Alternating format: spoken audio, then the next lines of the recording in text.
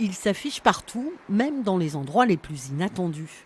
Le cuivre, symbole de Durfort et de ses métiers d'art toujours vivants.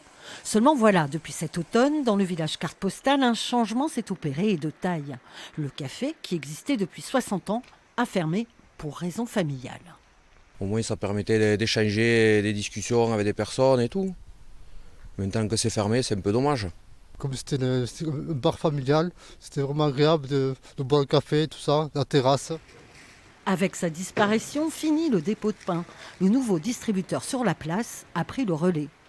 Le fait d'avoir ce point ici fait venir des gens. En attendant mieux par rapport au café, si on a une réouverture, nous l'espérons d'ailleurs. Car la mairie a pris l'affaire en main. Elle a racheté les murs. Le problème, c'est qu'il n'y a pas du tout d'électricité. La licence et le fonds de commerce. Pour trouver de nouveaux gérants, elle a mis une annonce sur le net. Donc ici, on se trouve dans la maison d'habitation, salle de séjour, cuisine. Dans la cuisine de petite restauration. Et nous arrivons à la salle du café proprement dit.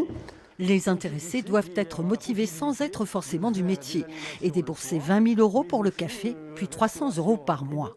Nous avons une dizaine de candidats et ce ne sont pas que des gens quand même de la région, puisqu'il y a des gens dont de Metz et un du centre qui ont été intéressés par notre annonce. La mairie prendra sa décision en février. L'idée est de rouvrir en avril ce lieu dédié au café et à la petite restauration. Tout le monde ici y croit, à commencer par le président de la douzaine de commerçants. Il y a quand même l'activité, il y a quand même du passage.